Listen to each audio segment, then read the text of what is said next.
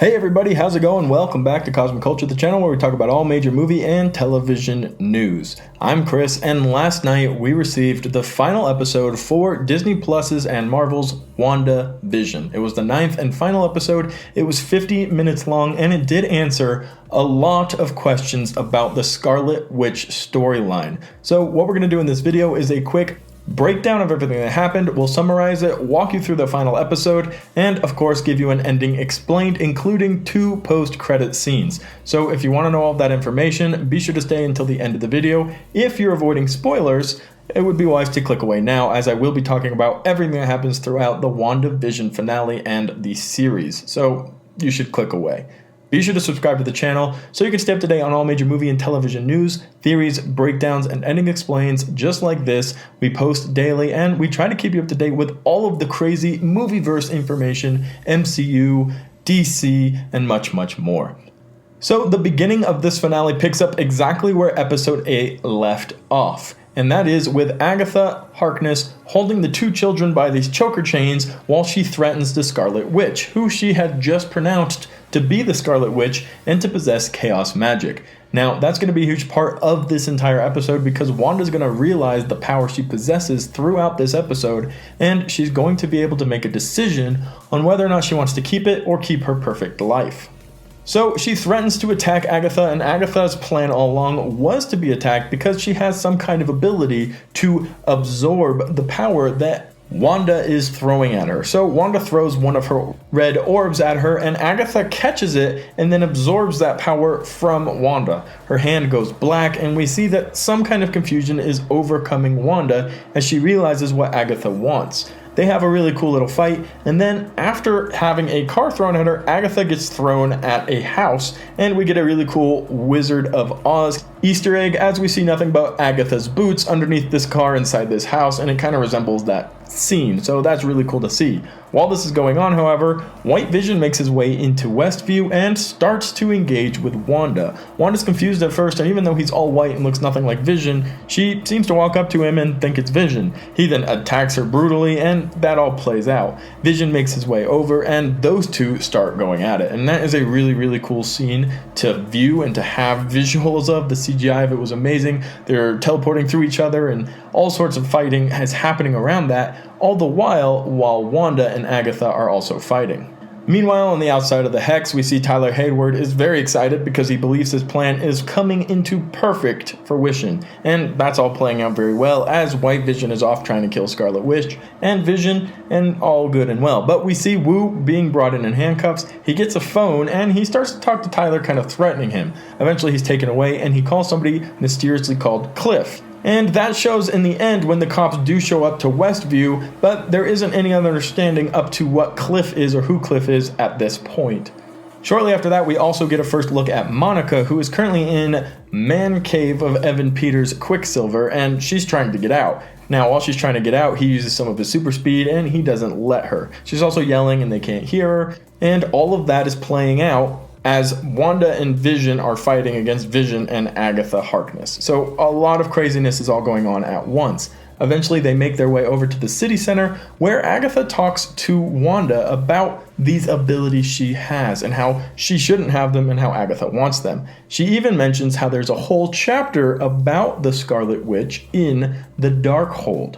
Yes, that book was 100% confirmed to be the Darkhold, so that's one big answer that we received. While she's talking about this chapter about the Scarlet Witch, she goes on to say that she's even more powerful than the Sorcerer Supreme. Now, they don't say Doctor Strange specifically, but that is the title that Doctor Strange has, that of Sorcerer Supreme, who is in charge of protecting the realm in which Earth is in, including the multiverse in which it exists in. So a definite title drop for Doctor Strange there, and that is definitely going to have to come back up later on, since we know Wanda is involved in Multiverse of Madness, the next Doctor Strange movie. But from there, Agatha continues to toy with Wanda, and she starts to free the people in Westview who Wanda has trapped. And they all kind of recognize Wanda, and they start asking her to let her free, or to let their children leave the home. And this is all stuff that starts to overwhelm Wanda, and she's starting to see she's actually causing pain to these people, and that becomes even more evident as they say, if you're not going to let us free, just let us die. This really starts to upset her, and she kind of chokes everybody in order to get them to stop yelling at her and barking at her, and then she lets all of that go, and she says, "I will let you free." She then starts to undo the hex, but immediately Vision and her 2 boys start to deteriorate. And it's very obvious at this point that she's going to have to choose her family or letting the people of Westview, who she just saw are in agonizing pain, go free. And she stops closing in the hex to try to figure out what she's going to do. A few things are going on in the background while the hex was starting to break down. First and foremost, S.W.O.R.D. get in. As soon as it starts to open up, they say, "Let's go." Tyler Hayward and company go riding in, and they do breach the hex and get inside Westview while the walls were coming down. Also, Monica and Quicksilver get at it. Monica actually ends up getting out and finds out that Quicksilver is not Quicksilver at all. In fact, he is the mysterious Ralph, whose actual name is Ralph Boner. And he's the one that lives in the house that Agatha just landed at and walked into, and she was using him to try to get to Wanda, which we already knew. But he was a resident of Westview already. He's not from a different multiverse. His name isn't even Peter. It's Ralph. So she's been referencing her husband Ralph this whole time, and we've been wondering who it is. Well, he's the one that she took over in order to get intel from Wanda, and we see that she was using him through a charmed or enchanted necklace, which Monica ended up removing and brought him back to normal. So that's it. No multiverse, no mutants, no X-Men reveal, no Fox character pullover. Just some guy named Ralph who's been living in Agatha's basement and was being used as a puppet to get information from Wanda. The next big chunk of what happens in this finale, a large portion of it, is broken down into what we can call 3 separate fighting sequences. Agatha versus Wanda, Vision versus Vision, and the boys and Monica Rambeau versus S.W.O.R.D. So the boys hear that Wanda's having problems and they go rushing out to her assist, which is where we get this image that was dropped earlier, where the family's all together ready to defend themselves. Vision goes off and starts fighting Vision again, and Wanda goes off and starts fighting Agatha. And while Wanda leaves, she says, "Boys, take care of the military." And they get big ol' smiles on their face and they start messing up with S.W.O.R.D. But let's start with Vision versus Vision. So during this battle, it's very interesting. They're obviously both very evenly matched in abilities and capabilities, but White Vision reveals to Vision his job is to take care of Vision, to get rid of Vision. To which Vision replies, "I'm not the real Vision." This very clearly stumps the White Vision, who says, "Elaborate," and they start talking. And they have this very cool philosophical conversation where it's discussed that he is Vision, and Vision gets rather confused. Eventually, this conversation turns into our Vision touching White Vision's forehead and transferring over all of the memories of Vision to White Vision. White Vision has confirmed and understood that Vision nor himself are either Vision / they both are Vision. So there's this very weird understanding that happens, and it ends up with White Vision just leaving. We don't hear anything else from White Vision for the rest of the episode, so it's safe to assume he's out there with his own consciousness, with our Vision's memories, and trying to figure out what his purpose is. So I hope, and I'm pretty sure we will see White Vision again, and he will have taken on this Paul Bettany role of Vision.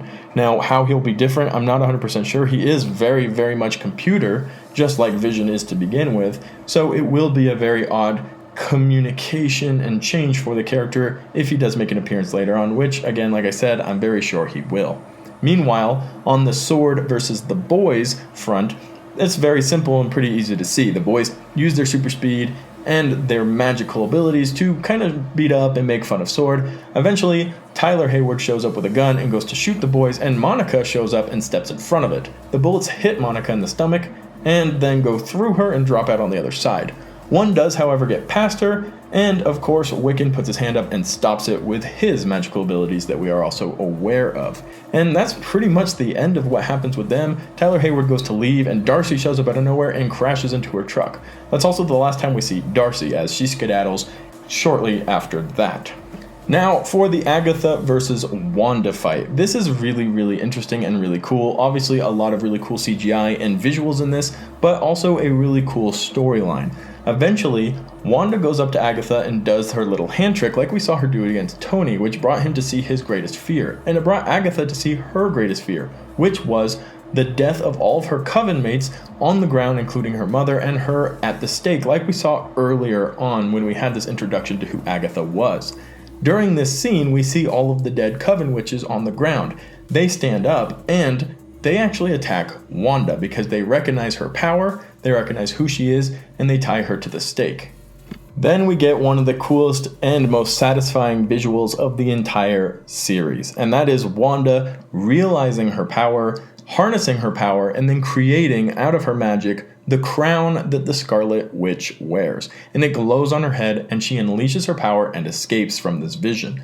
They then go up into the heavens and start fighting, and they have this battle where the same thing kind of happens, where she's shooting her powers at Agatha, and Agatha is absorbing them. And Agatha makes a deal with her and says, "Give me your powers, I will fix this spell that you made here at Westview and let you live here with your family forever." So Wanda continues shooting her powers at her, yelling, "I don't want them anyway, I never asked for them," and all of her powers actually get sucked out of Wanda. And Wanda ends up looking like 150 years old, just floating in the air, and Agatha, all happy, seems to think she has control of the chaos magic. Well, she goes to use it after telling Wanda that she wasn't going to actually hold up her side of the deal and fix the spell, but it doesn't work. It's then revealed as Wanda ages back into her appropriate age that there were actually ruins in the side walls of the Hex. And I would say that she created these when she stopped and recreated what was going on with the Hex in this same episode. And she said, thanks for the free lesson, that she couldn't use her magic inside where the ruins had happened. So that was really cool to see how quickly she was able to learn that and accept that she was a witch, and these are abilities that she can use. She broke the Hex, but when she rebuilt it, she included these ruins so that she could be Agatha. Her power comes back to her, and she defeats Agatha. Agatha and her drop back down into the city center, and her punishment for Agatha is turning her into Agnes, the nosy neighbor. She even says that specifically. You can play the role you decided to have, and that is that of the nosy neighbor. She transforms her to Agnes, and that's the end of it for her, you know? And I don't think she's gone forever. I think that the reason she was left to be alive is so that she can be revisited when Wanda has questions, and I think we'll definitely see the role of Agatha Harkness play again in the MCU. She's not solely a terrible character in the comics, so she babysits the Fantastic Four kids, she trains Wanda, she babysits Wanda's kids. There are a lot of good roles for her to have and to be played out. So I don't think they're done with the character. I don't think she's going to be a villain forever. Maybe she'll go back and forth and play this kind of anti-hero role, which will be really cool to see. But Agatha is done for the rest of Wandavision as we conclude this finale. So the Hex slowly starts to close in, and Wanda knows that this is the end for her perfect little reality. Her boys are leaving. Her husband are going to be leaving. So they head back home as the Hex slowly closes, and we see things change back to as they were.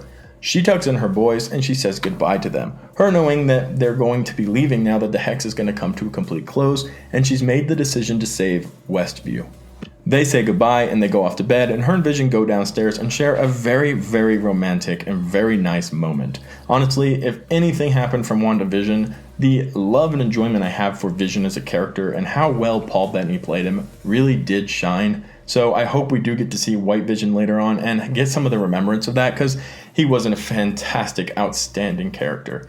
But they share a very nice moment, and Wanda reveals that he is made up of the Mind Stone that resides inside of her. Her hope, her sadness, her sorrow, her grief, but mostly her love. So that's very interesting. Does she possess some of the power of the Mind Stone or not? And if that's going to be in top of the chaos magic she has, it's going to be pretty crazy to watch that play out. But as this scene comes to an end, the Hex closes on their home and it is gone. We are left with the Foundation. She's standing there, no longer dressed in the Scarlet Witch outfit, which we saw and is absolutely stunning, 100% gorgeous outfit. They did a very, very good job with that. And she's back in normal clothes. She puts on her hood and she walks away from the foundation of the home that Vision had purchased and set up for her for them to grow old in. And that brings us pretty much to the conclusion. She walks to the center of the city. Everybody pretty much hates her. We see Tyler Haywood is getting arrested and pulled away. And she talks to Monica, who says, if I had your power, I would have brought my mom back. And it's a very cool moment where we see the Scarlet Witch, Wanda, and Monica have a friendship created, continue on, and flourish. It's not ruined by everything that happened. Monica's very understanding. And the Scarlet Witch leaves very quickly, changes into her Scarlet Witch outfit, and flies away when the cops show up, which we can suppose were the ones that Wu called, and they come to take care of business. And with that, we have the end of the episode. She flies out past Westview's sign that we saw at the very beginning, and it shades to darkness. we do have 2 post-credit scenes, and I'll describe both of them for you. The first one is Monica. She's asked to come into the theater so that they can talk to her. That's what they were told. So we go into the theater and nobody's in there. The person who asked her to go in there was in fact a Skrull, who introduces herself as a friend of her mother's and says, "We heard you were grounded, we're pulling you up," and then points up to the sky. Well, who do we know that's working with the Skrulls right now and is up in the sky on a sword base in outer space? Of course, Nick Fury. So she will be connecting up with Nick Fury and the Skrulls, and she will be involved in whatever it is Nick Fury's up there, which we're still waiting for some answers, all the way from the Far From Home post-credit scene that we saw way back when that was released. So that's been a huge cliffhanger, and hopefully we'll get a little bit more answers about that in Falcon and the Winter Soldier and throughout the continuation of Phase 4. Then we have one more post-credit scene, which is out in the middle of nowhere, in a mountain range. There is a small cabin. We zoom in and finally close up to the cabin, and we see Wanda in normal clothes sitting on the cabin.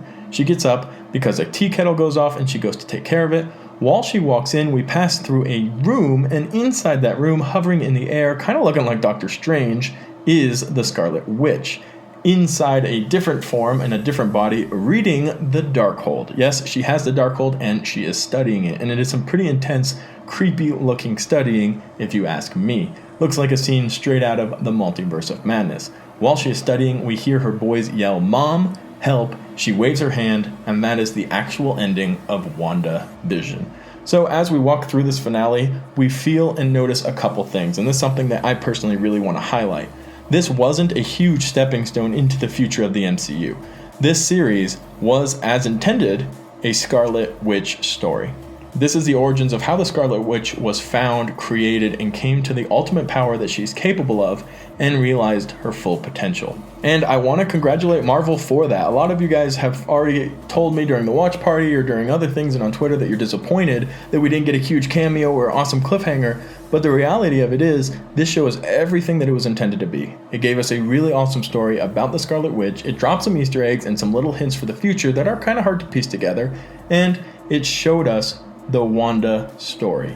It left us with enough questions to remain excited for the Multiverse of Madness and for Spider-Man and for everything else the MCU has in store for us, but it also gave us an entire story about Wanda. They didn't really deviate away from that at any point, and although it would have been excited to see Doctor Strange show up at the very end, or to have Tobey Maguire walk in out of nowhere and confirm the multiverse, or have Evan Peters' X-Men character actually be Evan Peters' X-Men character, it was all about Wanda, and that worked out very well. We have a continuation of Vision. He got away as White Vision, and I think that's going to play out later. And we heard that the boys are still alive in some type of multiverse while she was reading the Darkhold. So there are some answers that we still require, but all in all, I was very excited for the way that this episode and this entire series played out, and the cool, complex backstory and information we got about Wanda Maximoff and now the Scarlet Witch. But obviously, that's an opinion. Let me know what you guys thought. Obviously, we were hoping for some big cameos and some big reveals and some mutants entering, and here's Reed Richards. But with what we got, the story about WandaVision, what did you guys think? What were you hoping for? What did you expect? What did you take away? And how much did you enjoy or not enjoy WandaVision? Let me know in the comments down below. Thank you to everybody who turned out for the watch party. Actually, was a blast chatting with all you guys. We got some really cool insight, and you guys made some really, really fun comments throughout, so that was really enjoyable. We'll be sure to do that throughout Falcon and the Winter Soldier, and here coming up with the Snyder Cut. Let me know what you thought about all this in the comments down below. As always, thank you to everybody watching the very end of the video. If you're going to helpful, useful, or entertaining, be sure to hit that like button, subscribe to the channel, turn on that notification bell, because we are doing daily uploads right here on the channel for movie theories, breakdowns, all of that good stuff on Cosmic Culture.